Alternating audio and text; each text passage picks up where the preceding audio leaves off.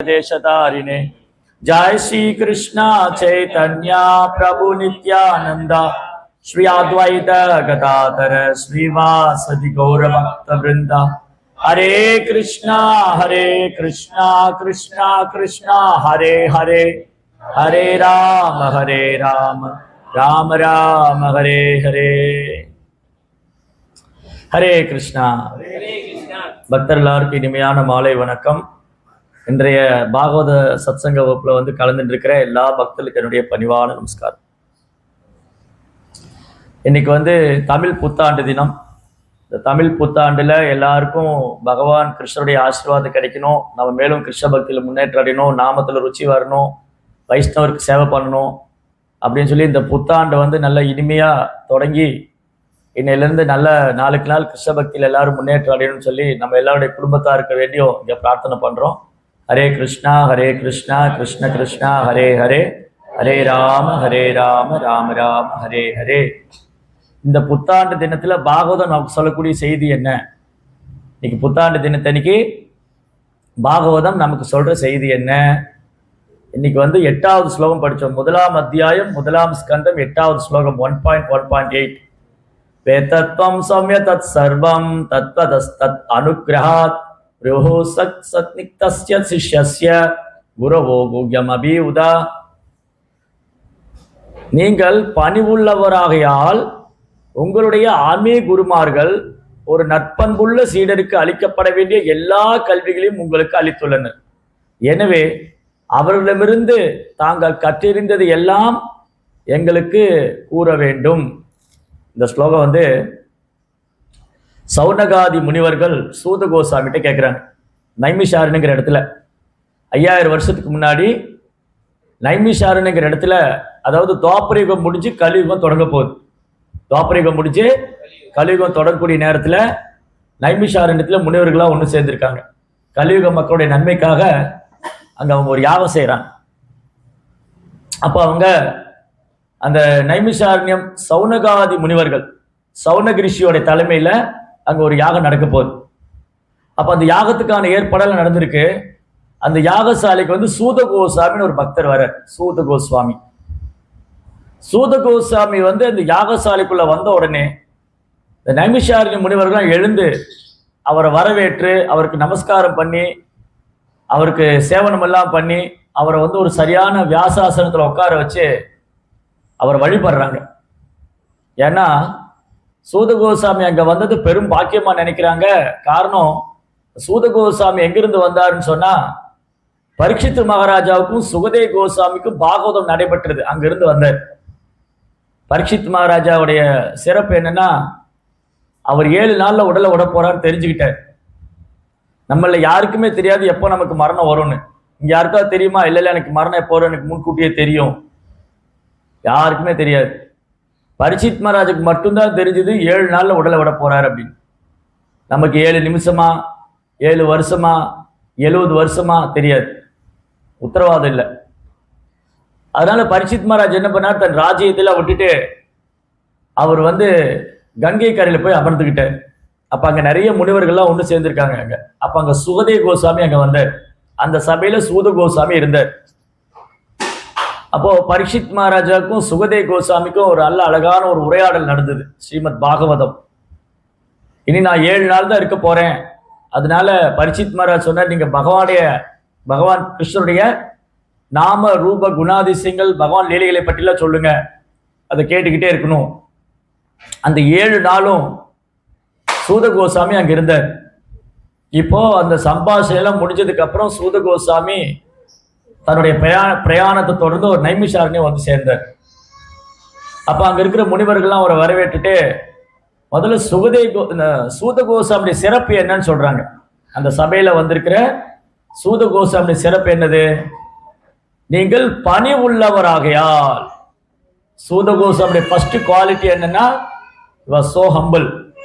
நீங்க பணி உள்ளவராகையால் உங்களுடைய ஆன்மீக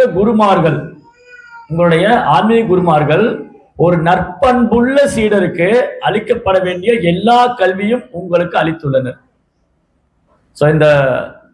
இந்த 2 சென்டென்ஸ் ரொம்ப முக்கியம். இந்த சென்டென்ஸ் இருக்குல்ல, இந்த வரி, அதாவது சௌனகாதி முனிவர்கள் சூதகோசாமி பார்த்து எப்படி அவர் ஐடென்டிஃபை பண்றாங்க, அவர் எப்படி வந்து சபையில் அவரை பத்தி என்ன சொல்றாங்கன்னா, முதல்ல நீங்க பணிவுள்ளவர். பணிவு ஒண்ணு இல்லைன்னு சொன்னா நம்ம சேவை கிருஷ்ணருக்கு தேவையில்லை. பணிவு இல்லாத சீடர் குருவுக்கும் தேவையில்லை. பணிவில்லாத சீடர் குருவுக்கும் தேவையில்லை, பணிவில்லாத பக்தர் கிருஷ்ணருக்கும் தேவையில்லை. நாங்க இப்போ ராமநவமி அன்னைக்கு கொஞ்சம் ராமாயண கதையெல்லாம் படிச்சுட்டு இருந்தோம், ராமாயணம் டிஸ்கஸ் பண்ணோம், செமினார்லாம் நடத்தினோம். அப்போ வந்து லக்ஷ்மணனுக்கு ஒரு சந்தேகம் வந்தது. அவர் ராமர்கிட்ட கேட்கிறார், ராமா, சுக்ரீவன் வாலி 2 பேர் கிஷ்கிந்தையில் இருக்காங்க. சுக்ரீவனை விட அதீத பலம் படைத்தவன் வாலி. வாலியோட சக்தி என்னன்னா, அவர் முன்னாடி வந்த எதிரியோடைய பாதி பலம் வாலி எடுத்துடுவார். அதனால வாலி கிஷ்கிந்தையின் மன்னன், வானர அரசன், வானர்களில் அரசன் வாலி, கிஷ்கிந்தையின் மன்னன், சுக்ரீவனை காட்டிலும் அதீத பலம் படைத்தவன். அவன் ஒருவனே போதும் ராவணனை தோல்பித்து சீதையை அழைச்சிட்டு வர்றதுக்கு. ராவணனை வதம் செஞ்சு, ராவணனை தோல்கடிச்சு சீதையை, ராவணனை வதம் பண்ணி சீதையை அழைச்சிட்டு வர்றதுக்கு, கூட்டிட்டு வர்றதுக்கு வாலி ஒருத்தனே போதும். ஏன்னா ஏற்கனவே ஒரு தடவை வாலிட்ட ராவணன் தோத்து போயிட்டான். ஒரு நாள் ராவணன் வந்து அப்படி ஆகாச மார்க்கத்துல புஷ்ப விமானத்துல போயிட்டு இருக்கான். அப்ப வாலி என்ன பண்ணாரு, சந்தியாவந்தனம் பண்றதுக்காக, காயத்ரி ஜபிக்கிறதுக்காக பம்பா தீர்த்தத்துல தண்ணி எடுத்து ஆஜமனம் பண்ணிட்டு இருக்காரு. அப்போ ஆகாசத்துல போன ராவணன் வாலியை பார்த்த உடனே இந்த வாலியோட வீர தீர பராக்கிரமத்தை கேள்விப்பட்டிருந்தார். அதனால வாலியோட சண்டை போடணும்னு கீழே இறங்கினார். புஷ்ப விமானத்துல இறங்கி வாலியோட சண்டை போடணும். ஆனா வாலி வந்து காயத்ரி பண்றதுக்கு தயாராயிட்டு இருக்காரு. அதனால இப்ப அவருக்கு சண்டை போற நேரம் இல்லை. அந்த உச்சி வேலையில இல்ல மார்னிங், ஏர்லி மார்னிங் 3 ஸ்தாயான் ஸ்துவாம் தஸ்ய எஸ்எஸ் திரைசந்தியம் வந்தே குரு ஸ்ரீ சரணாரவிந்தம். ஒரு நாளைக்கு 3 வேளை ஆன்மீக குருவை தொழணும். ஆன்மீக குருவை 3 தடவை வழிபடணும். காலையில சூரியன் உதிக்கும் போது, மதியம் சூரியன் வந்து உச்சி வேலையில் இருக்கும்போது, மாலை சூரியன் அஸ்தமிக்கும் போது, இந்த 3 வேலையும் சந்தியாவந்தனம் பண்ணி காயத்ரி ஜபிக்கணும். ஒரு பிராமணர், ஒரு பக்தர் வந்து பிராமண டிவோட்டி வந்து, பிராமணா எடுத்திருக்கிற டிவோட்டி வந்து காயத்ரி ஜபிக்கணும். இப்போ வாலி வந்து காயத்ரி ஜபம் பண்ண தயாராயிட்டு இருக்காரு. ராவணன் சண்டைக்கு வந்தார். வாலி என்ன பண்ணாரு, ராவணனை வாலில் சுருட்டிட்டார். ராவணனை வாலில் சுருட்டி அப்படி இங்க வச்சு அமுத்திக்கிட்டார். அமுத்திட்டு ஒரு கையில் ஆச்சமனம் பண்ணிட்டு அவர் 4 திசையிலையும் போய் சந்தியாவந்தனம் பண்ணிட்டு வந்தார். ராவணன் என்னமோ பண்ணி பார்க்குற, தன்னை விடுவிச்சுக்க முடியல. கடைசியில ராவணனுக்கு புரிஞ்சு போச்சு, வாலி கூட என்னால் சண்டை போட முடியாது, நான் தோத்துருவேன். முடிச்சது மட்டும் இல்ல, கிஷ்கிந்தில போய் தலைகளை கட்டி தொங்க விட்டான் ராவணனை. வாலி ராவணன் என்ன பண்ணா, கிஷ்கிந்தால போய் தலைகளை கட்டி தொங்க விட்டான். ராவணன் சொன்னா, வாலி நம்ம 2 நண்பர்கள் அழைக்கலன்னு. அசுரங்கள் என்ன பண்ணுவாங்கன்னா, யாரு கூட ஜெயிக்க முடியாட்டி அவங்களோட டீல் வச்சுக்குவாங்க, நம்ம ஃப்ரெண்ட் ஆயிடலாம். அப்ப 2 பேரும் ஒரு யாகம் மூட்டினாங்க. யாகசாலை பண்ணிட்டு அந்த யாகத்துல ப்ராமிஸ் பண்றாங்க. ராவணன் சொன்னா, வாலி என்னுடைய லங்கா உன்னுடையது. தென் வாலி சொன்னா, என்னுடைய கிஷ்கிந்தை உன்னுடையதுன்னா. திரும்ப ராவணன் சொன்னா, என்னுடைய சேனைகள் உன்னுடையது. வாலி சொன்னா, என்னுடைய சேனைகள் உன்னுடையது. என்னுடைய தாய் தந்தையர் உன்னுடையவர். வாலி சொன்னா, என்னுடைய தாய் தந்தையர் உன்னுடையவர். என்னுடைய மனைவி உன்னுடையவள். வாலி சொன்னா, என்னுடைய மனைவி உன்னுடையவள். இந்த மாதிரி தான் அக்ரிமெண்ட். ஸோ எல்லாமே அவங்க ஒப்பந்தம் பண்ணிக்கிட்டாங்க. அன்னிலிருந்து வாலியும் ராவணனும் நண்பராயிட்டாங்க. ஸோ இப்படி ராவணனால வெல்ல முடியாத ஒரு நபர்னா அது வாலி. அப்ப லக்ஷ்மணனுக்கு என்ன சந்தேகம்னா, போய் சுக்ரீவன்ட்ட போய் நட்பு வச்சுக்கிறீங்களா, அவனுக்கு என்ன சக்தி இருக்கு, அவனுக்கு என்ன பலம் இருக்கு? வாலியை கண்டு பயந்து போய் ரிஷ்யமுக பர்வத்தில் ஒளிஞ்சுக்கிட்டு இருக்காரு. வாலிக்கு பயந்து, உயிருக்கு பயந்து ரிஷ்யமுக பர்வத்தில் ஒளிஞ்சிட்டு இருக்காரு. அவர் உங்களுக்கு என்ன உதவி பண்ண முடியும்? அதுக்கு மாறா நீங்க வாலியை தேர்ந்தெடுத்தீங்கன்னா ரொம்ப சுலபமா யுத்தம் முடிச்சு போயிடும். நீங்க வாலியை ஏன் நீங்க வாலியை தேர்ந்தெடுக்கல, ஏன் நீங்க வாலியை விட்டுட்டு சுக்ரீவன்ட்ட போனீங்கன்னு கேட்கிறாரு. யாரு? ராமர். லக்ஷ்மணன் யார்கிட்ட? ராமர்கிட்ட. அப்ப ராமர் சொல்றாரு, எனக்கு வாலியோடைய சேவை தேவையில்லை. எனக்கு யாருடைய சேவை தேவையில்லை? வாலியோட சேவை. சுக்ரீவனுடைய சேவை தான் தேவை.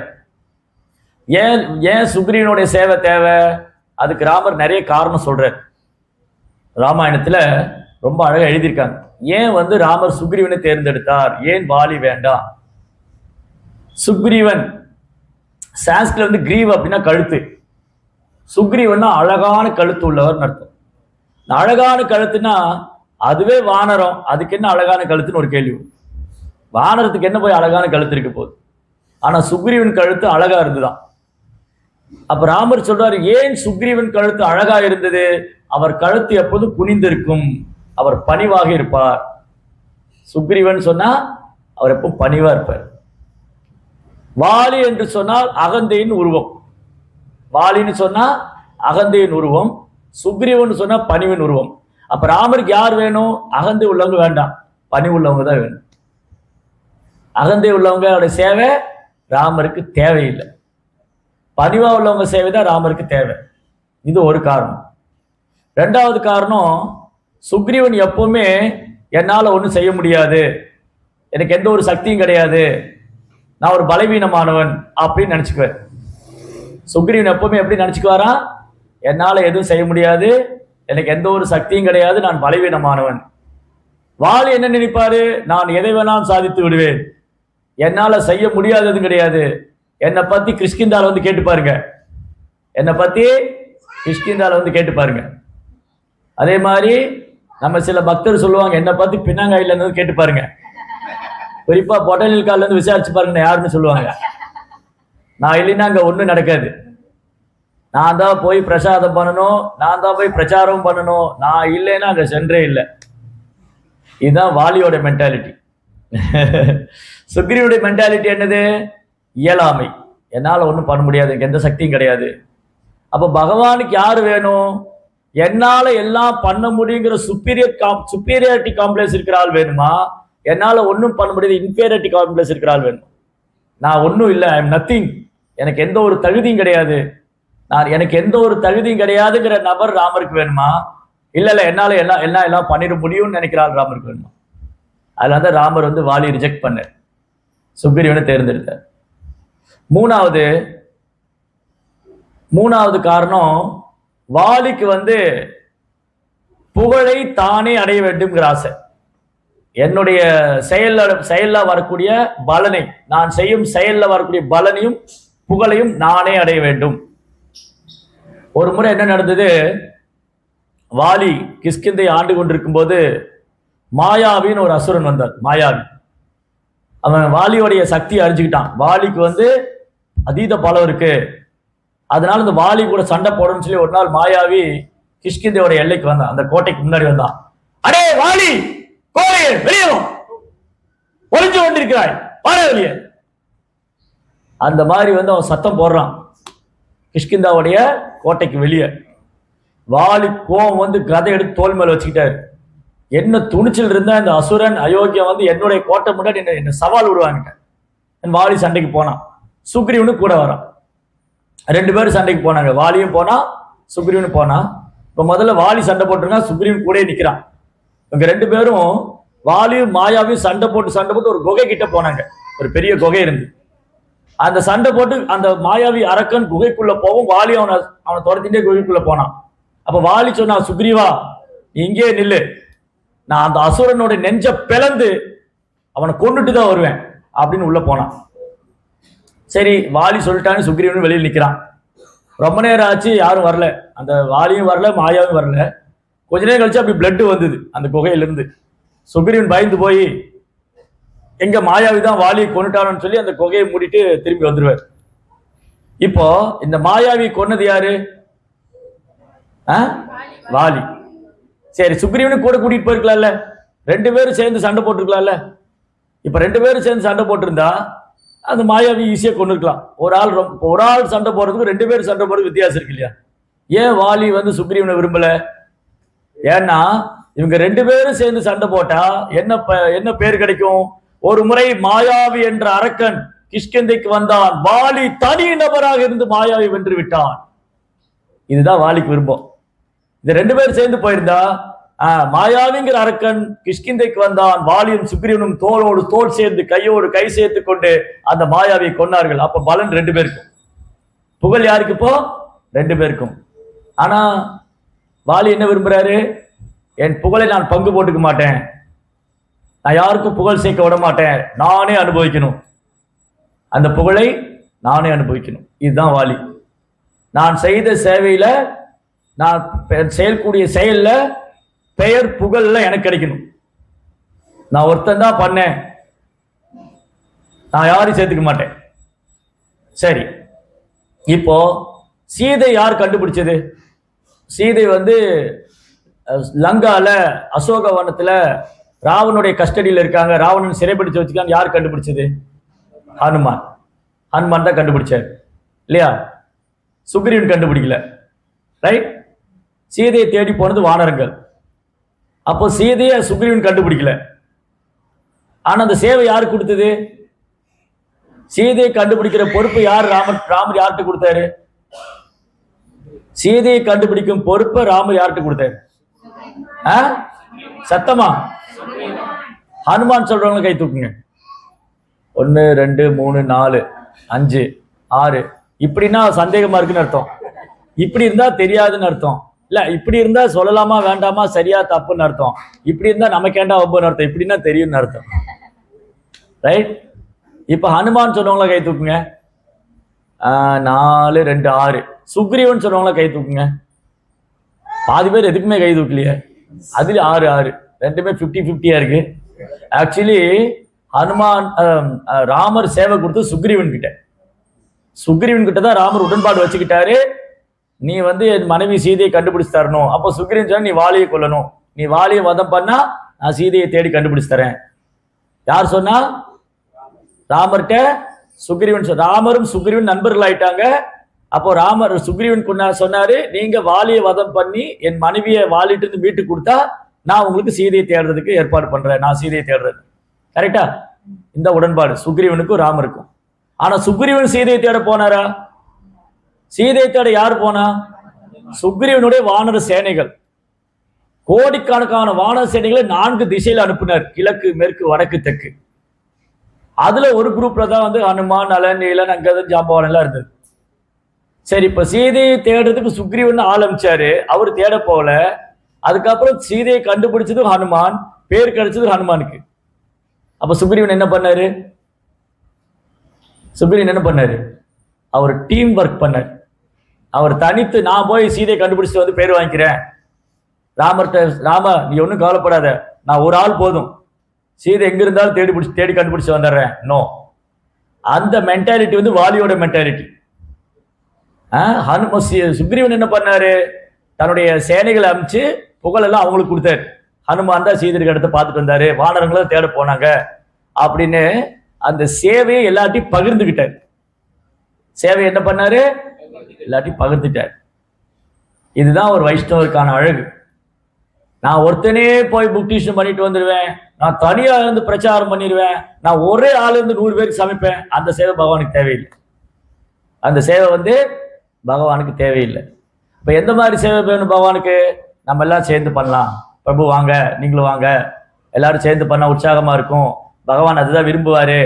நம்ம எல்லாரும் சேர்ந்து பஞ்சதத்துவாக்கு சேவை பண்ணுவோம், நம்மளாம் சேர்ந்து புத்தக விநியோகம் பண்ணுவோம், நம்மளாம் சேர்ந்து பிரசாத விநியோகம் பண்ணுவோம். இதுதான் பகவானுக்கு பிடிக்கும். இதுதான் பகவானுக்கு பிடிக்கும்.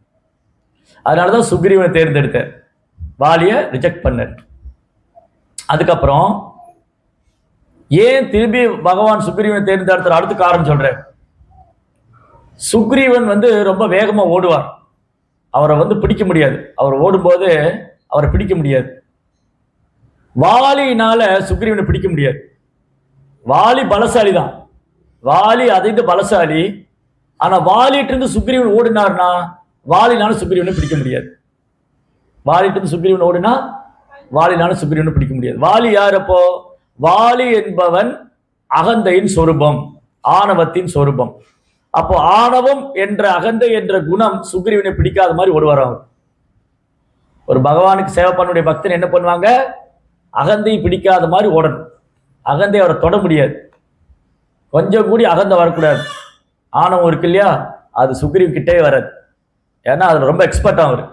அந்த ஆணவம் பிடிக்காம தன்னை காப்பாத்திக்குவார். வாலினால ஏன் சுக்ரீவனை பிடிக்க முடியல? சுக்ரீவன் அதுல எக்ஸ்பர்ட். எதுல தேர்ச்சி பெற்றவர்? ஆணவம் பிடிக்காம சேவை பண்றதுல தேர்ச்சி பெற்றவர். அதனாலதான் வாலினால சுக்ரீவனை பிடிக்க முடியாது. சரி, அடுத்தது இந்த சுக்ரீவன் என்ன பண்ணாரா, எங்க போய் ஒழிஞ்சுக்கிட்டாருன்னா ரிஷ்யமுக பர்வதத்தில் போய் ஒழிஞ்சுக்கிட்டார். ரிஷ்யமுக பர்வத். ரிஷ்யமுகா அப்படிங்கிற வேர்டோட மீனிங் என்னன்னா, ரிஷ்யமுகா ரிஷிகளுடைய வாய், சாதுக்களுடைய வாய். சாதுக்களுடைய வாய் என்ன பண்ணும்? சாதுக்களுடைய வாய் என்ன பண்ணும்? நம்ம வாய் என்ன பண்ணும்? ஊர் கதையெல்லாம் பேசும் இல்லையா? அவங்க அப்படி, இவங்க இப்படி, அந்த பக்தர் அதை பண்ணார், இந்த பக்தர் இதை பண்ணார், நாங்கள்லாம் அந்த காலத்துல பினாங்கில இருக்கையில, அப்புறம் நாங்கள்லாம் அந்த காலத்துல ஒசூர்ல இருக்கையில ஆரம்பிச்சிருவோம். இதுதான் பக்தர் அல்லாதவங்க வாய்.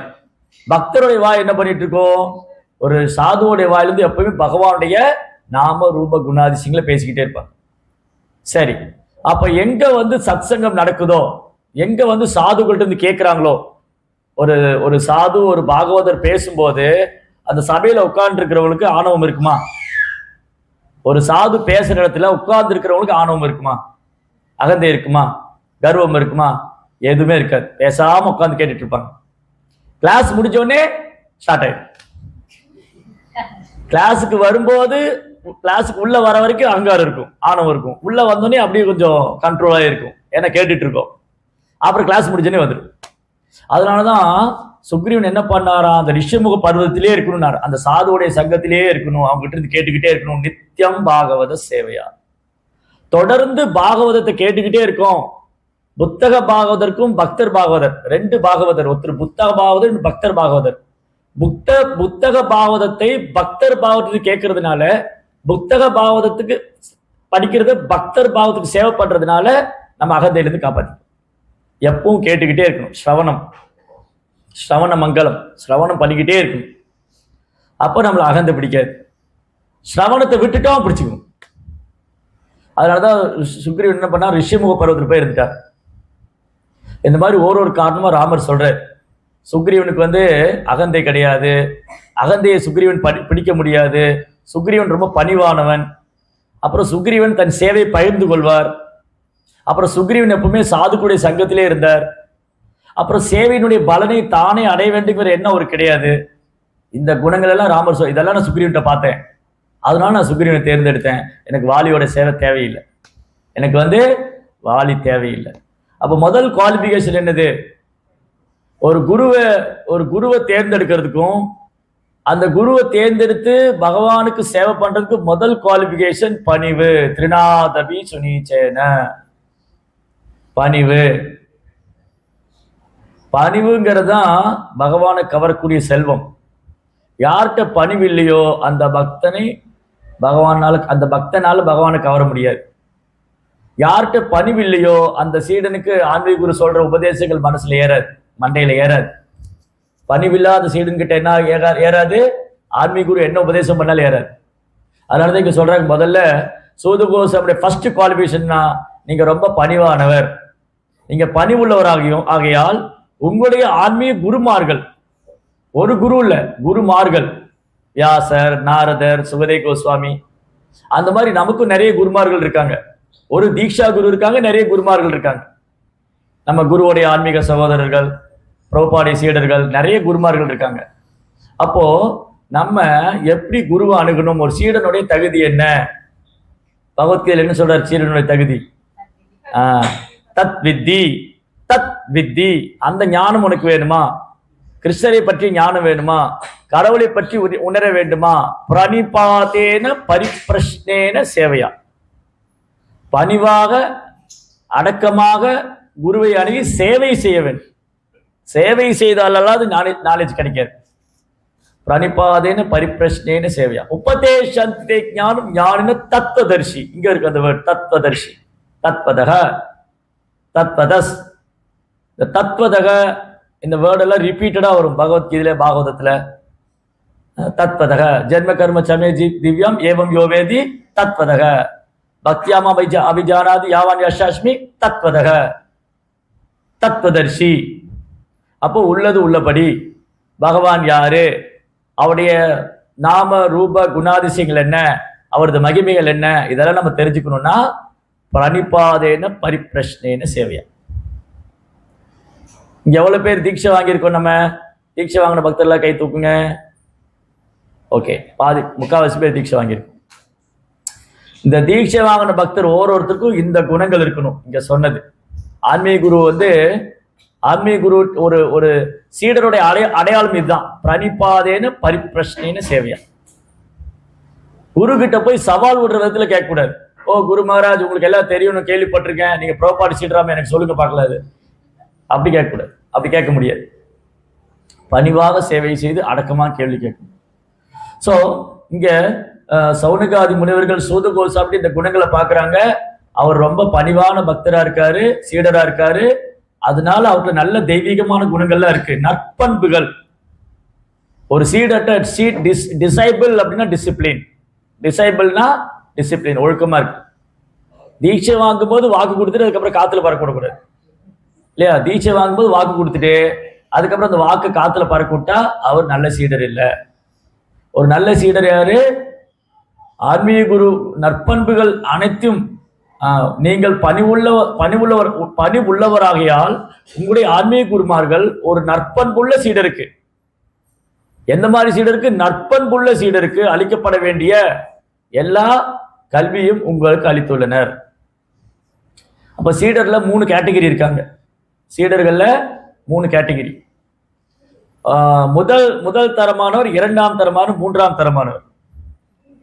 முதல் தரமான சீடர்கிட்ட குரு பேசவே வேண்டாம். அந்த சீடரை பார்த்தாலே அவர் புரிஞ்சுக்குவாரு குரு என்கிட்ட இருந்து என்ன எதிர்பார்க்கிறார். முதல் தரமான சீடர் என்ன பண்ணுவாரு? அவர் பேச ஒன்றும் வேண்டாம். ஒரு நாள் ராமானுஜாச்சாரியருக்கு ஒரு சீடர் இருந்தார். அவர் பேர் தாசரதி. தாசரதின்னு ஒரு சீடர் ராமானுஜர். அவர் ஒரு நாள் ராமானுஜாச்சாரிட்ட வந்திருக்காரு குரு கிட்ட. ரொம்ப பணியா குரு முன்னாடி கைகட்டி, அடியே ராமானுஜாச்சாரியரே, நான் உங்க தாசன், எனக்கு பகவத்கீதையுடைய தாத்பரியத்தை சொல்லிக் கொடுங்க, சரணாகதி தத்துவம் சொல்லிக் கொடுங்க அப்படின்னு குருகிட்ட பணிவா கைகட்டி நிற்கிறார். குருகிட்ட எனக்கு ஆன்மீக அறிவு கொடுங்க அப்படின்னு கேட்கறதுக்காக நிற்கிறார். அப்படி நின்றுட்டு இருக்கும்போது அங்க குரு மகராஜ் உட்கார்ந்துருக்கார் ராமானுஜாச்சாரியார். அப்போ ஒரு மாதாஜி அழறாங்க. அந்த மாதாஜி ஏன் அழறாங்கன்னு சொன்னா, அவங்களுக்கு சேவை பண்றதுக்கு ரொம்ப கஷ்டமா இருக்கு. ஏன்னா அவங்க வீட்டில் ரொம்ப கொடுமைப்படுத்துறாங்க. அவங்க கல்யாணம் பண்ணி போன இடத்துல அந்த மாதாஜி ரொம்ப கொடுமைப்படுத்துறாங்க. எல்லாருக்கும் சமைக்கணும், பாத்திரம் கழுவணும், கிணத்துல இருந்து தண்ணி எடுக்கணும், கோதுமை அரைக்கணும், மாவு அரைக்கணும், 24 மணி வேலை கொடுத்துக்கிட்டே இருக்காங்க. ஓய்வே இல்லை. ஓய்வு இல்லாம வேலை செய்யறாங்க. கோயிலில் போய் ரங்கநாதர் தரிசனம் பண்றதுக்கோ, சேவை பண்றதுக்கோ, சாதுக்கள் சங்கத்து வர்றதுக்கோ, கேட்கறதுக்கோ ஒன்றுக்குமே நேரம் இல்லை. இந்த மாதிரி என்னை ரொம்ப கொடுமைப்படுத்துறாங்க, எனக்கு நேரமே கொடுக்க மாட்டேங்கிறாங்க, எனக்கு பகவானை தரிசனம் பண்ண முடியல, சேவை பண்ண முடியல அப்படின்னு அழறாங்க. அப்ப ராமானுஜர் என்ன பண்ணாரு? இந்த கை கட்டிக்கிற சீடர் இப்படி திரும்பி பார்த்தாரு. அவ்வளவுதான். ஒரு நேரம் அங்கிருந்து போயிட்டாரு. எங்க போனாரு? இந்த மாதாஜி வீட்டுல போய் சமையல்காரரா வேலை செய்யறாரு. குரு சொன்னாரா நீ அவங்க வீட்டுல போய் சமையல்காரருன்னு? திரும்பி தான் பார்த்தாரு. இந்த மாதாஜி சொல்லிட்டு இருக்கிறாரு, சீடர் பக்கத்துல நின்றுட்டு இருக்காரு. ராமானுஜர் திரும்பி பார்த்தாரு. ஒரு நேரம் அங்க வீட்டுக்கு போயிட்டாரு. குரு வாயெடுத்து சொல்லல நீ அந்த வீட்டுல போய் சமையல்காரனா இருக்கணும். யார் இவரு? தாசரதிங்கிறவரு ராமானுஜருடைய சீடர்களே முதல் தரமான நெருக்கமான சீடர், பெரும் பண்டிதர். 4 வேதங்களும் புராணங்களும் உபனிஷதும் கற்றறிந்த பெரும் வேத விற்பனர். உயர்ந்த பிராமண குலத்துல பிறந்தவர். ஆனா என்ன பண்ணாரு? அங்க போய் பாத்திரம் கழுவிட்டு இருக்காரு. எதுக்காக நின்று இருந்தாரு? எனக்கு பகவத்கீதையுடைய சரணாகதி தத்துவத்தை சொல்லிக் கொடுங்க அப்படின்னு குருவிட்ட கேட்க நிற்கிறார். அவருக்கு கொடுக்கப்பட்ட சேவை என்னது? அது சொல்ல ஒண்ணும் இல்லை.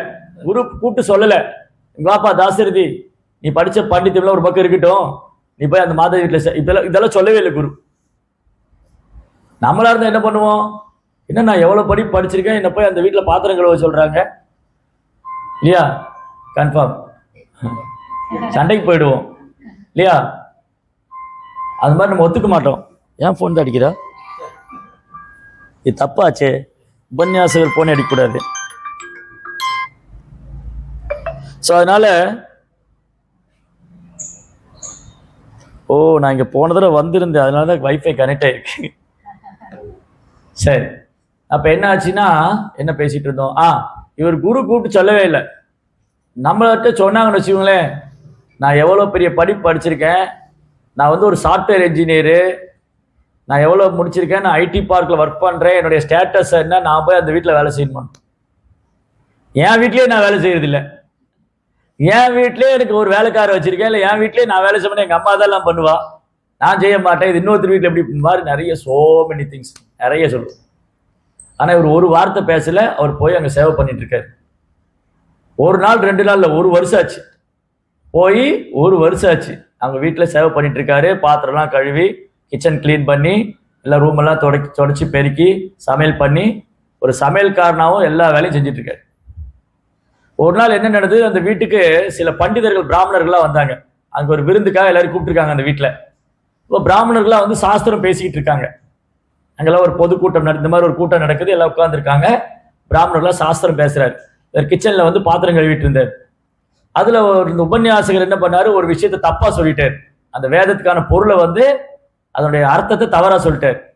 அந்த பாத்திரம் கழுவிட்டு வந்து அப்படியே வச்சுட்டு வந்து சொன்னாரு, அதுக்கு அது அர்த்தம் இல்லை, நீங்க தப்பா சொல்லிட்டீங்க, இதுதான் மீனிங். அப்படியே ஆச்சரியப்பட்டு போனாங்க. சமையல்காரன் பாத்திரங்களை வந்து சமஸ்கிருதம் பேசுறாரு, விளக்கம் கொடுக்குறாரு. அப்ப உண்மையை சொல்லுங்க, நீங்க யாருன்னு கேட்டாங்க. அப்ப நான் ராமானுஜருடைய சீடன், நான் எல்லாம் காலில் விழுந்துட்டாங்க. அப்ப பாருங்க எவ்வளவு பணிவு. குரு வாயெடுத்து சொல்லல. குரு வந்து வாயெடுத்து சொல்லல, நீ இப்ப எங்க சேவை பண்ணுன்னு. அப்போ குரு வந்து சொல்லாமலே, குருகிட்ட இருந்து இன்ஸ்ட்ரக்ஷன் வராமலேயே அதை புரிந்து கொள்வோம் முதல் தரமான சீடர். குரு வந்து கூப்பிட்டு சொல்லல, ஆனா குருவுடைய மனதில் என்ன இருக்குன்னு புரிஞ்சுக்கிட்டாரு. சரி, இது ஃபர்ஸ்ட் கிளாஸ். செகண்ட் கிளாஸ், குரு சொன்னதுக்கு அப்புறம் செய்யறது. குரு வந்து சொன்னதுக்கு அப்புறம் அது முடியுமா முடியாதா, என்னால பண்ண முடியுமா, ஒருவேளை பண்ண முடியாம இந்த தேர் இஸ் நோ அந்த ஆஸ்லேஷனுக்கே இடம் இல்லை. பிரபுபாதர் என்ன பண்ணார், ஒரு நாள் 3 ஃபேமிலி கூப்பிட்டாங்க. நீங்க அந்த லீலாமிரத்தில் படிச்சிருப்பீங்க. ஜானகி மாதாஜி, மாலதி, 2-3 மாதா, ஷாம்சுந்தர் பிரபு, முகுந்தா பிரபு, ஜானகி மாதாஜி, யமுனா மாதாஜி, அந்த 3 ஃபேமிலி, கர்கமுனி பிரபு, அந்த 3 குடும்பத்தை கூப்பிட்டு சான் பிரான்சிஸ்கோல அவங்க சேவை பண்ணிட்டு இருக்காங்க. அமெரிக்கால சான் பிரான்சிஸ்கோல நல்லா பிரச்சாரம் பண்ணி, அங்க கோயில்லாம் வந்து ரத யாத்திரை நடத்தி ரொம்ப கிராண்டா நல்லா பிரச்சாரம் பண்ணி டெவலப் பண்ணிட்டாங்க. பிரபுபாதர் என்ன சொன்னார், நீங்க 3 பேர் லண்டனுக்கு போங்கன்னு. இத்தனைக்கு 3 பேர் கிரகஸ்தர்கள். இந்த 3 பேருமே கிரகஸ்தர், குடும்பஸ்தர்கள். அவனுக்கு லண்டன்ல எங்க போகணும், யாரை பார்க்கணும், இவங்க வாழ்வாதாரம் என்ன, எதுவுமே தெரியாது. புரிஞ்சுதா உங்களுக்கு? இப்போ பிரபுபாதர் கூப்பிட்டு சொன்னார், இந்த 3 ஃபேமிலி கூப்பிட்டு, நீங்க சான் பிரான்சிஸ்கோ நல்லா டெவலப் பண்ணிட்டீங்க, நீங்க லண்டன்ல போய் பிரச்சாரம் தொடங்கினார். லண்டன்ல போனா இவங்களை வரவேற்கிறதுக்கு யாரும் கிடையாது. அங்க வாங்க வாங்க, நீங்க பிரபுபாதர் பக்திவேதாந்த சுவாமி சீடர்களா, வாங்க வாங்க, உங்களுக்கு தான் காத்துட்டு இருந்தோம் அப்படி ரெட் கார்பெட் விரிச்சு வரவேற்கிறதுக்கு யாரும் இல்லை. ஓ, நீங்க தான் அந்த புகழ்பெற்ற பக்திவேதாந்த சுவாமி சீடரா, உங்க வருகை தான் காத்திருந்தோம், வாங்க வாங்க, இடம் வச்சிருக்கோம், பணம் வச்சிருக்கோம், வாங்க உங்களுக்காக. அப்படிலாம் ஒண்ணும் கிடையாது. இவங்க எங்க போகணும், யாரை பார்க்கணும் ஒன்றும் தெரியாது. ஆனா பிரபுபாதர் சொல்லிட்டாரு, லண்டன்ல போய் பிரச்சாரம் பண்ண சொல்ல, அவ்வளவுதான். மறு வார்த்தை பிரபுபாதர் சொல்ல, பிரபுபாதா எங்களால் எப்படி பண்ண முடியும், நாங்க குடும்பஸ்தர்கள், எனக்கு குடும்பம் இருக்கு, எனக்கு குழந்தை இருக்கு, பல பல பல, நோ, ஒன்னும் கிடையாது. இதே நம்மளை கூப்பிட்டு குரு சொல்றாரு. நம்மளை கூப்பிட்டு குரு வந்து, நீ வந்து கிரகஸ்தரா இருக்க, இந்த ஊர்ல போய் பிரச்சாரம் பண்ணு. குரு மகாராஜ், என்னை போய் நீங்க பிரச்சாரம் பண்ண சொல்றீங்களே, என் குடும்பத்தை யார் பாப்பா, என்னை யார் பாப்பா, என்னால எப்படி பண்ண முடியும்? 1008 கேள்வி கேட்போம் குருகிட்ட.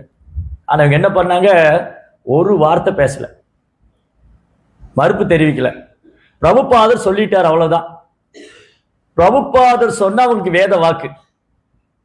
பிரபுபாடி சீடர்களுக்கு பிரபுபாதர் சொன்னா அது வேத வாக்கு. நம்ம குருட்ட பிராமிஸ் பண்ணிட்டு காப்பாத்திரமா பாருங்க. அதான் அடுத்தது. பிரபுபாதருடைய சீடர்கள், பிரபுபாதருடைய சீடர்களுக்கு பிரபுபாதர் மேல இருந்த மரியாதையும் அன்பும், அவரை வந்து அவங்க அணுகிய விதமும் நம்ம குருகிட்ட செய்யறோமா அப்படிங்கிறது ஒரு கேள்வி. பிரபுபாதருடைய சீடர்களுக்கு தன் குரு மேல இருந்த விசுவாசமும், குரு பக்தியும், சேவையும், சரணாகதியும், அர்ப்பணிப்பும் நம்ம கிட்ட, நம்ம குருகிட்ட இருக்கா? சரணாகதி பண்ணிருக்கோமா, அர்ப்பணிக்கிறோமா?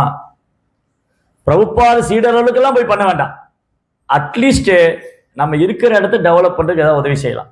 இப்ப நான் இந்தியாவில் இருக்கேன், தமிழ்நாட்டில் இருக்கேன், பெரம்பலூர் இருக்கேன், எங்க ஊர்ல நான் வந்து பிரச்சாரம் டெவலப் பண்றதுக்கு உதவி செய்யலாம். அந்த மாதிரி அவங்கவுங்க எந்த சென்டர்ல தீட்சை வாங்கியிருக்கோமோ அந்த சென்டர் வளரணும். ஏன்னா என் குரு அதை வந்து விரும்புவார், என் குரு என்கிட்ட அதான் விரும்புறார். தீட்சை எடுக்கும் போதே குரு சொல்றாரு. தீட்சை எடுக்கும்போது குரு என்ன சொன்னார், என்ன கேட்டாரு? தீட்சை எடுக்கும்போது குரு என்ன கேட்கிறாரு? நம்ம தீட்சை, ஹரிநாம் தீட்சை வாங்கணும் இல்லையா? இப்ப குரு என்ன கேட்பாரு நம்ம கிட்ட? உங்ககிட்ட எல்லாம் உங்க குரு மகாராஜ் என்ன கேட்டாரு? நீங்க வந்து 16 மாலை, குறைந்தபட்சம் 16 மாலை ஜபம் செய்யறீங்களா? எவ்வளவு நாள் செய்யறீங்க? ஆம், நான் குறைந்தபட்சம் 14 எவ்வளவு நாள் செய்து கொண்டிருக்கிறேன். 4 விதிமுறையை கடைபிடிக்கிறீர்களா? எவ்வளவு நாள் கடைபிடிக்கின்றீர்கள்? ஆம், நாம் எவ்வளவு நாள் 4 வரை கடைபிடித்துக் கொண்டிருக்கிறேன். பிரபுபாத இயக்கத்துக்கு நீங்கள் உங்களால் இயன்ற சேவைகளை செய்வீர்களா? ஆம், நான் செய்ய இதுதான் நம்ம சொன்ன வாக்குறுதி. இந்த 3 கேள்விதான் குரு கேட்பார். நீங்க எவ்வளவு நாள் ஹரே கிருஷ்ணா மந்திரம் ஜெபம் பண்ணிட்டு இருக்கீங்க? 4 விதிமுறை எவ்வளவு நாள் கடைபிடிக்கிறீங்க? பிரபுபாத இயக்கத்துக்கு உங்களால் இயன்ற அளவு சேவை பண்ணுவீங்களா? ஆமாம். இந்த 3 வாக்குறுதி நம்ம தீட்சை எடுக்கும்போது குரு கொடுத்துருக்கோம். சகாலே நேகமகதா யோகோ நஷ்ட பரந்தபா. காலப்போக்கில் எல்லாம் மறந்து போயிடும். தீட்சை வாங்கின தேதியும் மறந்து போச்சு. தீட்சை வாங்கிட்டா ஏதோ பெரிய அச்சீவ்மெண்டா ஆயிடுச்சு, அவ்வளவுதான். ஓ, நான் தீட்சை வாங்கிட்டேன், அவ்வளவுதான். தீட்சை வாங்கினா முடியல, தீட்சை வாங்கதான் தொடங்குது.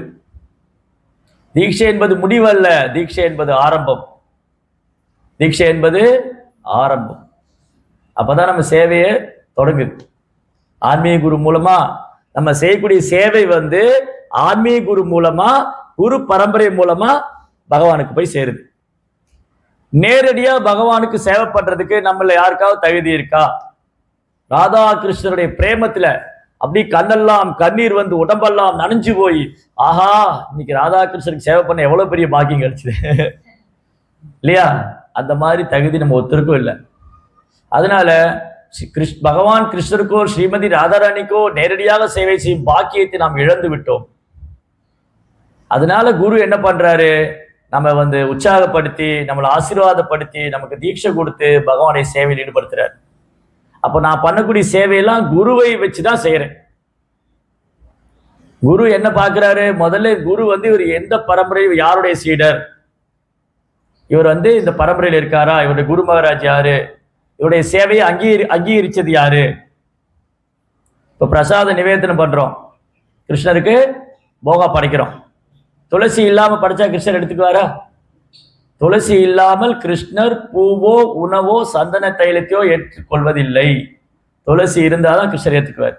ஏன் துளசி இல்லாம கிருஷ்ணர் ஏத்துக்க மாட்டாரு? ஒரு தூய பக்தர் ரெக்கமெண்டேஷன் பண்ணாதான் கிருஷ்ணர் ஏத்துக்குவார். துளசி தேவி சொல்லணும், பிரபு இந்த பக்தர்கள்லாம் உங்களுக்காக சமைச்சிருக்காங்க, இந்த பிரசாதத்தை நீங்க ஏத்துக்கங்க அப்படின்னு துளசி மகாராணி ரெக்கமெண்ட் பண்ணும். பிரசாதத்துல துளசி போட்டிருக்கோம் இல்லையா? துளசி மகாராணி இருந்தாதான் பாக்குறாரு, ஓ இது குவாலிஃபைடு இல்லையா? சில பொருள் வாங்கும் போது இது இது ஒரிஜினலான்னு பார்ப்போம் நம்ம. இதுல கவர்மெண்ட் சிம்பிள் இருக்கா, அரசாங்கம் அங்கீகாரம் பண்ணியிருக்கா, இது என்ன ஒரு குவாலிட்டியான பொருளா? இப்போ நான் இந்த மொபைல் போன் வாங்கியிருக்கேன், இது Samsung company. Samsung company authorised company, நான் டூப்ளிகேட் போன் வாங்கல இல்லையா? அப்ப இது இந்த கம்பெனி அதிகாரப்பூர்வமானது, அரசு அங்கீகாரம் பெற்றது இல்லையா? Government approved, original. என்ன கோல்டுல சொல்லுவாங்கல்ல, கோல்டுல அக்மார்க் முத்திரை சொல்லுவாங்க. இந்தியாவில் அக்மார்க் முத்திரை இருக்கு, 916 21 கேரட். இந்த கோல்டுல 916 இருக்கா, 21 கேரட் இருக்கா, அக்மார்க் முத்திரை இருக்கா? அப்ப அதுதான் ஒரிஜினல் கோல்டு, கொடுங்க. இல்லாட்டி வேண்டாம், மத்தெல்லாம் கலப்படம் இருக்கும் இல்லையா? அதே மாதிரிதான் கிருஷ்ணா தூய பக்தர் பரிந்துரைத்தால் அல்லாத ஏத்துக்க மாட்டார் நம்ம சேவையை. நம்ம சேவை அவருக்கு எதுக்கு தேவை? ஏன்னா நம்ம எல்லாம் வாலி மாதிரில இருக்கோம், கரெக்டா? இப்ப புரியுதா உங்களுக்கு? நம்ம எல்லாம் வாலி மாதிரி இருக்கோம், அதெல்லாம் நம்ம சேவை கிருஷ்ணருக்கு தேவையில்லை. இந்த வாலி மாதிரி இருக்கிறவங்கள சுக்ரீவனா மாத்துறதுதான் குரு. வாலி மாதிரி இருக்கிறவங்கள சுக்ரீவனா மாத்துறவர் தான் குரு. அதனாலதான் குருமுக பாத்மவாக்கிய சித்ததே கொரியாய்க்கு ஆர்ண கொரிக மனாஷா. ஆன்மீக குருவை கட்டளையை நாம் சிறமேற்கொண்டு செய்ய வேண்டும். ரைட்? அப்ப என்னாச்சு? என்னுடைய சேவையை கிருஷ்ணர் எப்ப ஏத்துக்கிறாரு? முதல்ல என்னுடைய சேவையை நான் குரு ஆன்மீக குருவுடைய பாதத்தில் அர்ப்பணிக்கிறேன். முதல்ல அவர்கிட்ட அனுமதி வாங்கணும். நான் சமைக்க போகும்போது முதல்ல குருகிட்ட அனுமதி வாங்கணும். அப்புறம் யாரு சமைக்கிறா? நான் சமைக்கல, நிமித்த மாத்திரம் பவசவ்ய சாட்சி. Within a second your instrument only. எப்பவுமே இது ஒன்று ஞாபகம் வச்சுக்கணும். நம்ம எல்லாருமே என்ன ஞாபகம் வச்சுக்கணும்? பகவானுடைய சேவையில் நான் ஒரு கருவி மட்டுமே, நான் காரணம் அல்ல, நான் செய்தவன் அல்ல, நான் வெறும் கருவிதான். கிருஷ்ணனுடைய கையில நம்ம எல்லாம் பொம்மைகள் தான். சினிமா பாட்டுல காலத்தின் கைகள் பொம்மைன்னு பாருனாங்க இல்லையா? அது மாதிரி கிருஷ்ணர் கையில நம்ம பொம்மையா இருக்கும், அவ்வளவுதான். கிருஷ்ணர் எப்படியெல்லாம் ஆட்டுவாரோ நம்ம ஆடுறோம், அவ்வளவுதான். இந்த பொம்மலாட்டம் நடக்கும்போது என்ன பண்ணுவாங்க? பின்னாடி நூல் பிடிச்சிட்டு இருப்பாங்க, ஆனா அவர் கண்ணுக்கு தெரிய மாட்டார். அந்த நூலும் கண்ணுக்கு தெரியாது, நூலு பிடிச்சிருக்கிறவனும் கண்ணுக்கு தெரியாது, பொம்மை மட்டும் ஆடிக்கிட்டு இருக்கும். அந்த பொம்மை இயக்குவோர் யார்? இயக்கும் உபகரணம் எது? இல்லையா? அந்த மாதிரி நான் வெறும் கருவி மட்டும்தான். நான் புத்தகம் விநியோகம் செஞ்சாலும் சரி, நான் பிரசாதம் போகா தயார் பண்ணாலும் சரி, நான் பிரச்சாரம் பண்ணாலும், என்ன பண்ணாலும் நான் வெறும் கருவி மட்டும்தான். நான் செய்யவில்லை. இது பிரபுபாவுடைய கருணை, குருவுடைய கருணை, கிருஷ்ணருடைய கருணை. அவங்க செய்ய வச்சாங்க, நான் செஞ்சேன். எங்கேயாவது பிரபுபாதர் தன்னுடைய உபன்யாசத்துல புத்தகத்துல நான் இவர்களெல்லாம் பக்தர்களாக மாற்றி விட்டேன், நான் கிருஷ்ணனுடைய பிரச்சாரம் செய்தேன், நான் தான் மேற்கத்திய நாட்டில் போய் கிருஷ்ண பக்தி பிரச்சாரம் பண்ணேன், நான் தான் இவங்களுக்கு எல்லாம் தீட்சை கொடுத்தேன், நான் தான் எல்லாம் பண்ணேன்னு சொல்லியிருக்காரு? ஒரு இடத்துல பார்க்க முடியாது. பிரபுபா என்ன சொல்லுவாரு சீடர்கள்ட்ட, நீங்க எல்லாம் உதவி செஞ்சதுனாலதான் என்னால கிருஷ்ண பக்தியை பிரச்சாரம் பண்ண முடியுது. என் குரு மகாராஜ் உங்களை என்கிட்ட அனுப்பிச்சு வச்சாரு, என் குரு மகாராஜோட கருணையில தான் நடந்தது. இதுதான் நல்ல சீடருக்கான அழகு. பிரபுபாதருக்கு ஒரு குரு மேல அசையாத நம்பிக்கை இருந்து, வலுவாத நம்பிக்கை. பிரபுபாதர் தன் குரு மகாராஜ் மேல வலுவாத நம்பிக்கை. எப்ப சொன்னார் அவர்கிட்ட? முதல் தடவை பார்க்கும்போதே சொன்னாரு, அபை உங்க கையில எப்போ பணம் வந்தாலும் ஃபர்ஸ்ட் முதல் தடவை பார்த்தப்போ என்ன சொன்னாரு? இது ஹரே கிருஷ்ணா, அது அடையாளம் என்னன்னு 10 நிமிஷத்துல முடிக்கணும்னு அர்த்தம். அதுதான், வேற ஒன்றும் இல்லை. Okay okay okay alright. சரி, அது சிக்னல் கொடுக்குது, உனக்கு டைம் ஆயிடுச்சு, நீ 10 நிமிஷத்துல முடிக்கணும். ரைட்? ஏன்னா நான் டைம் பார்க்க மாட்டேன், அடுத்த பிரச்சனை. சரியா? அப்ப என்ன ஆச்சு? என்ன பேசிட்டு இருந்தோம்? பிரபுபாதர் முதல் பிரபுபாதர் குரு மகாராஜ் பார்த்த போது அப்ப தீட்சையெல்லாம் ஒண்ணு வாங்கல. ஆனா பிரபுபாதரை பார்த்த உடனே அவங்க குரு மகாராஜ் சொன்னாரு, நீங்க இந்த கிருஷ்ண பக்தியை மேற்கத்திய நாட்டுல பிரச்சாரம் பண்ணணும்னு. அவரே ஆச்சரியப்பட்டு போனார், என்ன இவரு எனக்கு இன்னும் முதல் தடவை பாக்குறோம். அதனால முதல்ல என்ன புரிஞ்சுக்கணும்னா, குரு சீட பந்தம்ங்கிறது பௌதிகமானது இல்லை, குரு சிஷ்ய பந்தம். நமக்கு ஒரு குரு கிடைச்சிருக்காருன்னு சொன்னா அது பௌதிகமான பந்தம் இல்லை. ஏன்னா அவர் ஆன்மீக குரு. Is not a material guru, is not a material teacher, is not a material educating teacher. அவர் பௌதிக கல்வி கற்றுக் கொடுக்குற சாதாரண டீச்சர் அல்ல, ஆசிரியர் அல்ல, குரு அல்ல. இஸ் ஸ்பிரிச்சுவல் மாஸ்டர், ஆத்மீக குரு. அப்போ ஒரு ஆத்மீக குரு எனக்கு கிடைக்கிறாருன்னா அந்த குரு சீட பந்தம்ங்கிறது ஏதோ தற்காலிகமா திடீர்னு வந்ததோ எல்லாம் கிடையாது, தற்காலிகமா ஏதோ அதிர்ஷ்டத்துல கிடைச்சதெல்லாம் கிடையாது. அது பெரும் கருணை. ஒரு தூய வைஷ்ணவரை இப்ப உள்ள காலத்துல கலியுகத்துல ஒரு தூய பக்தரை காண்பதே அரிது. எவ்வளவு பேர் ஒத்துக்கிறீங்க? கை தூக்குங்க. கலியுகத்துல ஒரு தூய பக்தரை காண்பதே அரிது. சரி, கரெக்ட். அந்த தூய பக்தரை பார்க்கறதே அரிதுன்னு சொன்னா அவர்கிட்ட இருந்து கேட்கிறோம், அப்ப அதை விட பாக்கியம். தூய பக்தரை பார்க்கறது அரிது, அப்படி ஒருத்தரை பார்த்து ஒருத்தர் கேட்கறது ரொம்ப ரொம்ப விசேஷம், ரொம்ப பாக்கியம். அவரே குருவா வந்துட்டா அப்ப என்னன்னு சொல்றது? கோடான கோடியில ஒருத்தர் அந்த பாக்கியம் பண்ணவங்க தான் கிடைக்கும். கோடியில ஒருத்தர், கோடி சூத்தி மகாமுனி முக்தானாபி சித்தானாம் நாராயண பராயணா சுதுர்லப பிரசாந்தாத்மா கோடி சூத்தி மகாமுனின்னு பாவம் சொல்லி. முக்தி அடைய நிறைய பேர் முயற்சி பண்ணுவாங்க, அதுல கொஞ்சம் பேர் முக்தி அடையவும் செய்வாங்க. சித்தி அடைய நிறைய பேர் முயற்சி பண்ணுவாங்க, கொஞ்சம் பேர் சித்தி அடையவும் செய்வாங்க. நிறைய ஞான மார்க்கத்துல போற ஞானிகள்லாம் இப்ப அறுது ரொம்ப அரிதுதான். அப்படி முக்தி அடைய முயற்சி பண்ற ஞானிகள்ல ஒருத்தர் தான் முக்தி அடைவார். முக்தி அடைய சித்தி அடையக்கூடிய யோகிகள் ஒருத்தர் சித்தி அடைவாரு. இவங்களுக்கு மத்தியில ஒரு பக்தரை காண்பது ரொம்ப ரொம்ப அரிது, தூய பக்தர். சுதுர்லப பிரசாந்தாத்மா, அந்த ஆனந்தமான அந்த பேரானந்தம் பக்தி செய்து பேரானந்தம் அடையக்கூடிய அந்த தூய ஆத்மாவை காண்பது அரிதுனும் அரிது, ரொம்ப ரொம்ப அரிது. அப்படி இருக்கும்போது அவரே நம்ம வாழ்க்கையில குருவா இருக்காருன்னு சொன்னா அதுக்கு என்ன அர்த்தம்? நம்ம இந்த பிறவி பயனை அடைஞ்சிட்டோம்னு அர்த்தம். ஃபர்ஸ்ட் அதை புரிஞ்சுக்கணும். இந்த பிறவியில எனக்கு ஒரு தூய பக்தர் குருவா கிடைச்சிருக்காரு சொன்னா நம்ம தீட்சை பெற்ற ஒவ்வொருத்தரும் பிறவி பயனை அடைந்து விட்டோம்.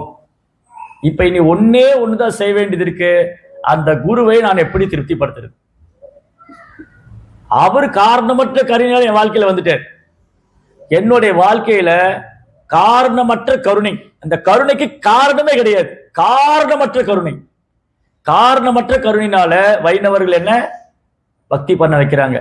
காரணமற்ற கருணையினால ஒரு தூய பக்தனுக்கு குருவா கிடைச்சிருக்காரு. அப்போ நான் என்ன செய்யணும்? அந்த குருவை நான் எப்படி திருப்திப்படுத்துறது, அவர் எப்படி சந்தோஷப்படுத்துறது? அப்போ ஒரு சீடருக்கான வேலை என்ன? இப்போ சீடருக்கான தகுதி என்னன்னு பார்த்தேன் இவ்வளவு நேரம். சோ முதல் தரமான சீடர் குரு பார்த்தாலே போதும் அதை செஞ்சிருவார், அவர் என்ன நினைக்கிறாருன்னு. ரெண்டாவது சீடர் குரு சொன்னதுக்கு அப்புறம் அதை சிறமேற்கொண்டு செஞ்சிருவார். இந்த மூணாவது சீடர் இருக்கார் பாத்தீங்களா, குரு சொன்னாலும் எரும மாட்டு மேல மழை பெஞ்ச மாதிரி இருப்பார். சரி பாத்துக்கலாம், இப்ப முடியாது, அப்புறமா பாத்துக்கலாம், அவர் சொல்லுவாரு, நம்மளால பண்ண முடியுமா? இது மூணாம் தரமான. ஆன்மீக குரு ஒண்ணு சொல்றாரு சொன்னா அவ்வளவு சீக்கிரம் சீடரை பார்த்து சொல்ல மாட்டார். அப்படி சொல்லிட்டாருன்னா அது இயலாதோ முடியாதோ கிடையாது. பிரபுபாத் சொல்வார், முடியாது என்பது முட்டாளின் அகராதின்னு சொல்வார். பிரபுபாத் ஒரு முறை சீடர்களை கூப்பிட்டு சொன்னாரு, எனக்கு 28 நாளுக்குள்ள சைத்தன்ய சரிதாம புக்கு எழுதி வெளியே வரணும், பிரிண்ட் பண்ணி வெளியே வரணும். பிரபுபாத் முடியாதுனாங்க, முடியாதுங்கிற முட்டாளின் அகராதினாரு. ஆனா முடிச்சு காமிச்சார் பிரபுபாத். எந்த சீடர்கள்லாம் முடியாதுன்னு சொன்னாங்களோ அவங்கள செய்ய வச்சார். அப்போ குரு நம்மளை எம்பவர் பண்ண முடியும். நமக்கு தகுதி இருக்கா இல்லையா, பண்ண முடியுமா முடியாதுங்கிறதுக்குலாம் ஜட்ஜ்மெண்ட் பண்ண நம்ம யாரு? ஒரு சேவையை என்னால பண்ண முடியுமா முடியாதா அது ஜட்ஜ்மெண்ட் பண்ண நான் யாரு? குரு நினைச்சா என்ன பண்ண வைக்க முடியும். முகம் கரோதி பாச்சாலம் பங்கும் லங்கைய தேகிரிங்க திருப்பா தமகம் வந்தே ஸ்ரீ குரு தீனதாரினம் பரமானந்த மாதம் ஸ்ரீ சைத்தன்ய மிஷன். ஆன்மீக குரு நினைச்சா ஒரு குருடனால பார்க்க முடியும், முடவனால மலையை கடக்க முடியும். இந்த 3 ஃபேமிலி, சாமசுந்தர பிரபு, முகுந்தா பிரபு, அப்புறம் கர்கமுனி பிரபு, இந்த 3 ஃபேமிலியும் எங்களால பண்ண முடியுமா முடியாதுன்னு நினைச்சிருந்தா லண்டன்ல ஒரு சென்டரே உருவாக்கி இருக்க மாட்டாங்க. ஏன் குருமாரா சொல்லிட்டாரு, போனாங்க பிரபுபாடைய கருணையால அழகா ஒரு இடம் கழிச்சு அங்க பிரச்சாரம் பண்ணி பிரபுபாத் ஒரு பெரிய ப்ரோக்ராம் ஏற்பாடு பண்றாரு. பாருங்க, இதுதான் குருவோடைய கருணை. ஸோ முதல்ல நம்ம குருவோடைய கட்டளையை பணிவா ஏற்றுக்க தயாரா இருக்கணும். அதான் பணிப்பாதைன்னு இது குருவோடைய டிசைபிளோடைய குவாலிட்டி, டிசைபிளோடைய ஒரு தகுதிகள், குவாலிஃபிகேஷன். ஒரு சீடனுடைய தகுதி என்னன்னா குருவோடைய வார்த்தை மேல சந்தேகமே இருக்கக்கூடாது. பிரபுபாதருக்கு துளி கூட சந்தேகம் கிடையாது குருவோடைய வார்த்தையில. அவர் அமெரிக்கா போனதில்லை, எந்த பக்கம் போகணும்னு தெரியாது. ஓ, இந்தியாவில இருந்து பக்திவேதாந்த சுவாமி வராரு, வாங்க வாங்க அப்படின்னு நாங்க வரவேற்கிறதுக்கு யாரும் கிடையாது. அவர் பூத்தூவி வரவேற்கிறதுக்கோ அவர் புகழ் பாடுறதுக்கோ யாரும் கிடையாது. அங்க சென்டர் கிடையாது, கோயில் கிடையாது, பணம் கிடையாது, சீடர் ஒண்ணுமே கிடையாது. பிரபுபாட் இருந்தது 2 தான். ஒண்ணு ஒரு செட்டு பாகவதம் கையில, குருவோடைய வார்த்தை. இந்த 2 மட்டும் தான் பிரபுபாட் இருந்தது. அப்போ குருவோடைய வார்த்தையில் எவ்வளவு நம்பிக்கை இருந்தா, பாகவதத்து மேல எவ்வளவு நம்பிக்கை இருந்தா பிரபுபாட் இந்த துணிவோட போயிருப்பார். 72 வயசு. அந்த கப்பல்ல போற அந்த மாதாஜி சொல்றாங்க, சாமிஜி உங்களுக்கு வயசாச்சு, அமெரிக்கா குளிர் உங்களுக்கு தாங்காது, நீங்க போனா செத்து போயிருவீங்க, இளைஞர்களால இந்த குளிர் தாங்க முடியாது. இல்ல இல்ல, என் குருமார சொல்லியிருக்காருன்னு போயாகணும். நடையா நடக்கிறாரு, மணிக்கணக்கா உட்கார்ந்துருக்காரு, எப்படியாவது அனுமதி வாங்கிடணும், அந்த டிக்கெட் வாங்கிடணும். அது சொகுசு கப்பல் இல்ல, சரக்கு கப்பல். இன்னைக்கு சில சொகுசு கப்பல்லாம் பார்க்கலாம் இங்க நீங்க ஐலாண்ட்ல, பயங்கர லக்ஸரியா கப்பல்லாம் நிற்கும். உள்ள பெட் என்ன, அது என்ன, இது என்ன, சோ மெனி திங்ஸ் இருக்கும். பட் அது கூட்ஸ் வெஹிக்கிள். அது சரக்கு ஏற்றிட்டு போற கப்பல் ஜலதூதா. அந்த ஜலதூதால ஜெகநாத தூதரா போனார். ரைட். ஸோ அதனால இதுதான் ஃபர்ஸ்ட். சீடருடைய தகுதி என்னன்னா குருவோடைய வார்த்தையில சற்றும் சந்தேகம் இருக்கக்கூடாது. சந்தேகம் இருக்கு. ஏன்னா அவர் ஆன்மீக குரு.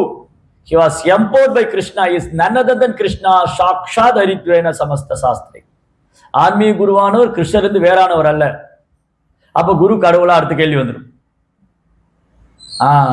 ஆனா குரு அப்படி சொல்ல மாட்டேன், சாஸ்திரம் சொல்லுது.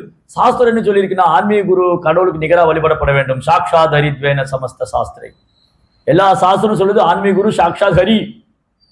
ஆனா அவர் என்ன சொல்லுவாரு, நான் கிருஷ்ணனுடைய சேவகனுடைய சேவகனுடைய சேவகன். பிகாஸ் கிந்து பிரபுயா பிரேவதஸ்ய வந்தே குரு ஸ்ரீ சரணாரவிந்தம். ஆன்மீக குரு கிருஷ்ணருக்கு ரொம்ப பிரியமானவர். அதனால ஆன்மீக குருட்டு ஒரு கட்டளை வருதுன்னு சொன்னா அது கிருஷ்ணாட்டு இருந்து வர்றதுல இருந்து வேறானது இல்லை. கிருஷ்ணருடைய ஆன்மீக குருடைய தாமரை திருப்பாத்தை சரணடைகிறதும் கிருஷ்ணருடைய தாமரை திருப்பாத்தை சரணடைறது வேற வேற இல்லை. ஆன்மீக குரு ஒரு கட்டளை கொடுக்கறதும் கிருஷ்ணர் சொல்றது வேற வேற இல்லை. அதனால ஒரு சீடரோட மெயின் டியூட்டி என்னன்னா நம்ம குருவை திருப்திப்படுத்தணும். குரு எப்படி திருப்திப்படுத்துறது, என்ன செஞ்சா குரு திருப்தி அடைவாரு, அதை தெரிஞ்சுக்கணும். அதான் சீடருடைய முதல் டியூட்டியே. நான் என்ன செஞ்சா, ஏன்னா இங்க படிச்சோம், முதல் வார்த்தையில ப்ரோப்பா எழுதியிருக்காரு, எல்லாரும் திரும்ப படிக்கன்னு சொன்னேன் இல்லையா. ஆன்மீக வாழ்வில் உள்ள வெற்றியின் ரகசியம் ஆன்மீக குருவை திருப்திப்படுத்தி அவருடைய உண்மையான ஆசீர்வாதத்தை பெறுவதற்காகத்தான் உள்ளது, பெறுவதால் தான் உள்ளது. எனக்கு ஆன்மீக வாழ்க்கையின் வெற்றியின் ரகசியமே அங்கதான் இருக்கு.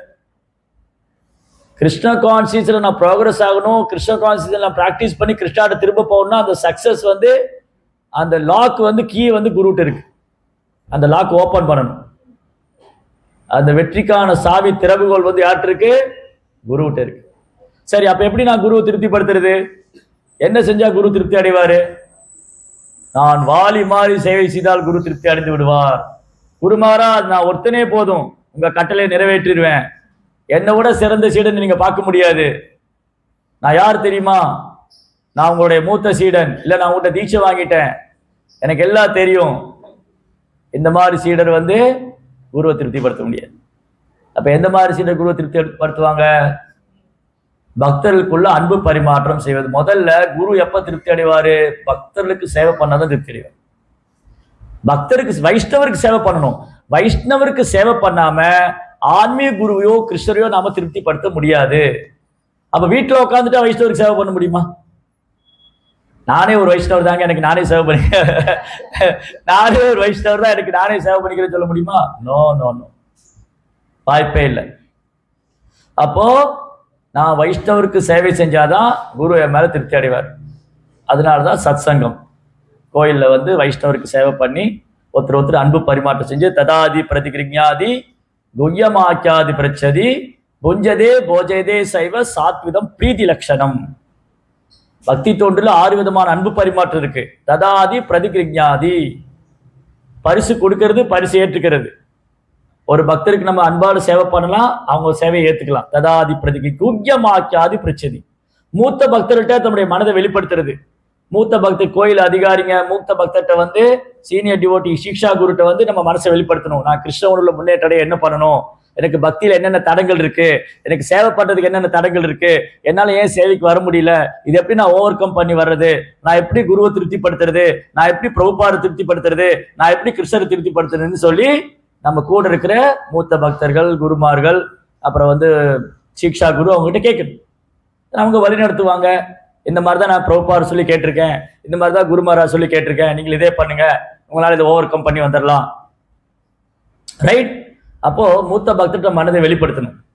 இந்த மூத்த பக்தர் என்ன பண்ணணும்? வரக்கூடியவங்களை என்கரேஜ் பண்ணி அவங்கள வழி நடத்தணும். அதான் குய்யம் ஆக்கியாது பிரச்சனை.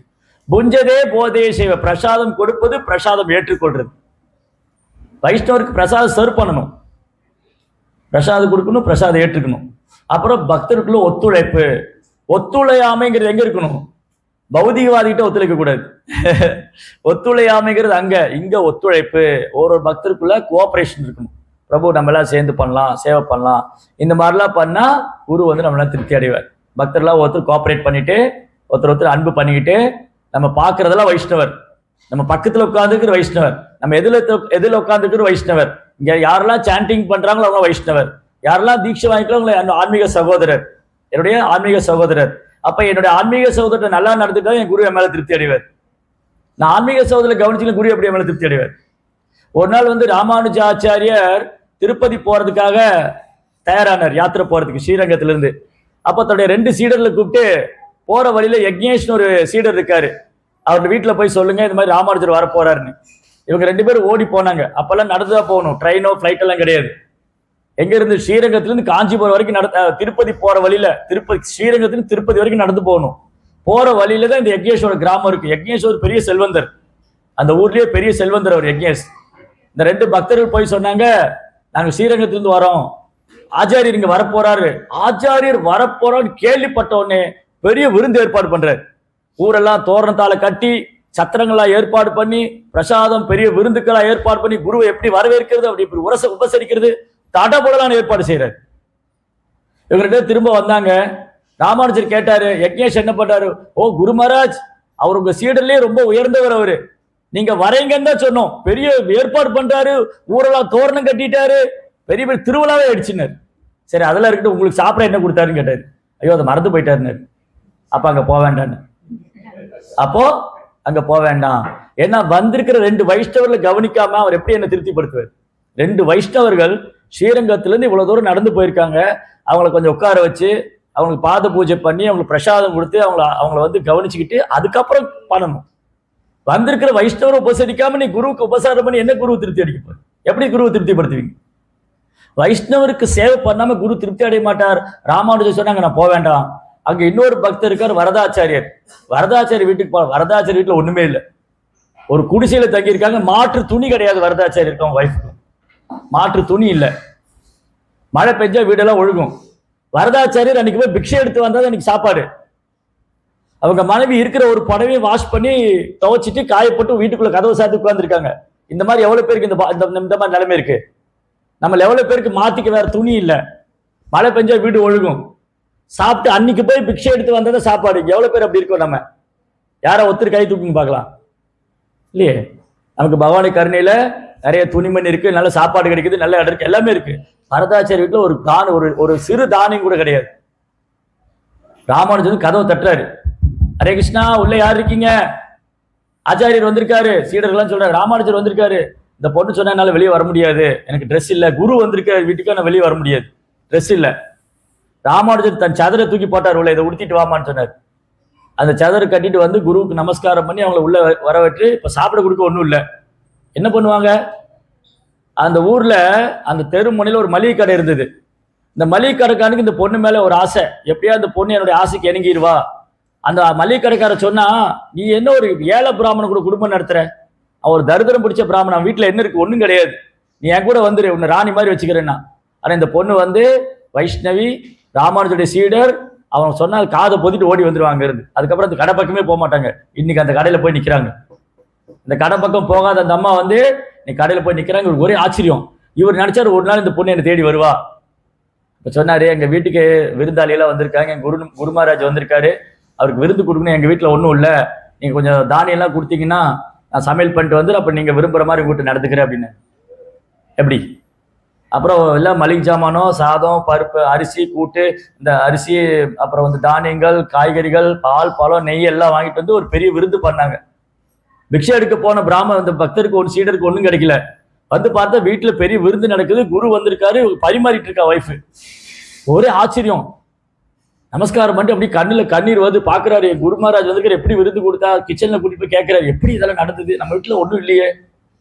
அப்ப நடந்ததெல்லாம் சொன்ன அந்த அம்மா, இந்த மாதிரி குரு வந்துட்டாரு, எனக்கு என்ன பண்றது தெரியல, அந்த கடைக்கார்ட்ட போய் கேட்டேன், இந்த மாதிரி இதெல்லாம் ஜாமான்லாம் கொடுங்கன்னு கொடுத்துட்டாரு.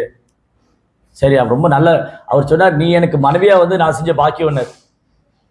குருவை திருப்திப்படுத்துறது வாழ்க்கையில வேற என்ன இருக்கு? இந்த உடல், இந்த உடல் ஆன்மா, இதெல்லாம் குருவோட சேவைக்கு தானே. அப்புறம் குரு மகாராஜ் சாப்பிட்டதுக்கு அப்புறம் எல்லாம் ஓய்வு எடுக்கிறாங்க. இந்த மனைவிட்ட சொல்ற, நம்ம அவர் வீட்டுக்கு போகணும், நீ காலையில் சொல்லிட்டு வந்த இல்ல, நான் உன்னை கொண்டு போய் விட்டுட்டு வரேன், கிளம்புனாங்க.